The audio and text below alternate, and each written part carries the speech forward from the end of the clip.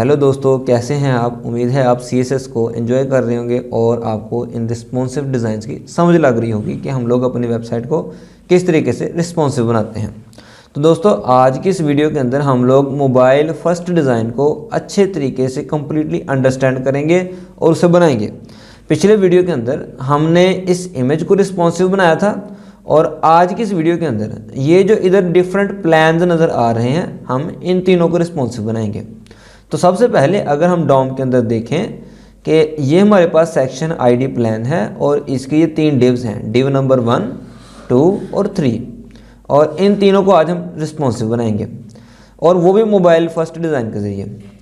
अगर हम सबसे पहले इसे डेस्कटॉप वर्जन में देखें ना, तो ये डेस्कटॉप वर्जन के अंदर तो अच्छे लग रहे हैं, लेकिन जैसे हम इसे मोबाइल व्यू में लेके आएंगे, इसकी स्क्रीन को साइज़ छोटा करेंगे, तो आप देख सकते हैं इसके जो प्लान्स हैं ये बिल्कुल भी अच्छे नहीं लग रहे। तो हम इनको सबसे पहले मोबाइल व्यू में लेके आएंगे। तो मोबाइल व्यू में लाने के लिए हम लोग इसे ज़रा पहले अपनी स्क्रीन सेट कर लें। तो मैं इसे 420 पिक्सल को अपना मेन पॉइंट रखूँगा। अगर देखा जाए तो मैंने इधर डिव के अंदर प्लान डिव क्लास लगाई हुई है और रिकमेंडेड के ऊपर प्लान रिकमेंडेड क्लास है। तो चलिए हम लोग इसको रिस्पॉन्सिव बनाने का काम स्टार्ट करते हैं। तो हम आगे हैं कोड के अंदर, यहाँ पर ये है हमारी प्लान डिव क्लास, और अगर आप देखें तो यहाँ पर इन पे लगी हुई है विड्थ 30% और डिस्प्ले लगा हुआ है इनलाइन ब्लॉक, जबकि इनका मार्जिन है 10 पिक्सल्स। तो मैं इन सबको पहले ख़त्म कर लेता हूँ। मैं इन तीनों को कमेंट आउट कर लेता हूँ क्योंकि हमें बाद में इसकी ज़रूरत पड़ेगी। तो ये मैंने इसे कमेंट किया। अब कमेंट करने के बाद मैं इसे दोबारा सेट करता हूँ। मैं इसकी विड्थ रख देता हूँ 100% और उसके अलावा इसका डिस्प्ले रख देता हूँ ब्लॉक। अब इससे क्या होगा कि ये जो तीनों प्लान्स हैं ये एक एक पूरे ब्लॉक पे कवर कर लेंगे। जैसे मैं इसे रिफ्रेश करूंगा तो आप देखें, ये देख लें बिल्कुल ही चेंज होगा। मैं आपको एक एक करके दिखा लेता हूँ। सबसे पहले तो इसकी विड्थ का देखते हैं। इसकी विड्थ को मैंने इधर कमेंट ख़त्म किया और सिर्फ डिस्प्ले पे कर दिया। अब सेव किया और इधर मैंने इसकी विड्थ को 100% को ख़त्म कर दिया ताकि हम इसका इफेक्ट देख सकें डिस्प्ले ब्लॉक का। अब जैसे मैं इधर रिफ़्रेश करूँगा तो ये देखें, ये कुछ इस तरीके से है। अगर मैं इसको इंस्पेक्ट करूँ तो हम लोग देखेंगे कि ये जो इसकी 3 डिव्स हैं, ये देखें, ये इनकी विड्थ जो है ये तकरीबन 100% है, क्योंकि आपको पता है जो ब्लॉक लेवल एलिमेंट्स होते हैं ये कंप्लीट जो है हाई विड्थ वो कवर करते हैं। तो ये देख लें, अगर मैं इसको नीचे की तरफ करूँ तो जो इसके सेक्शंस हैं, ये पहली डिव, दूसरी और तीसरी, ये तीनों पूरी लेंथ जो इसकी कवर कर रही हैं। और मैं चाहता हूँ इसकी विड्थ जो है ये 100% हो। तो मैं इसकी विड्थ यहाँ पे ख़त्म करूँगा और इधर मैंने इसकी विड्थ लगा दी 100%। अब मैं सेव करके जैसे इधर रिफ़्रेश करूँगा तो ये देखें हमारे पास जो हमारे प्लान्स हैं ये पहले की निस्बत थोड़ा अच्छे लग रहे हैं। तो ये देख लें। अब मोबाइल फर्स्ट होता है कि हम जो पहले डिज़ाइन कर रहे हैं ये मोबाइल के हिसाब से कर रहे हैं।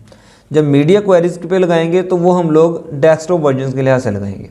अब जैसे कि जो मैंने इधर तीनों चीज़ें ख़त्म की हैं, ये तीनों मीडिया क्वेरी के अंदर लगाऊंगा। उसके अलावा अगर हम लोग इधर दरमियान वाले प्लान को देखें, जो हमारा रिकमेंडेड प्लान था, यहाँ पर शेड है, तो मैं इस शेड को ख़त्म करना चाहता हूँ क्योंकि यहाँ पर शेड भी कोई इतनी ज़्यादा अच्छी नहीं लग रही।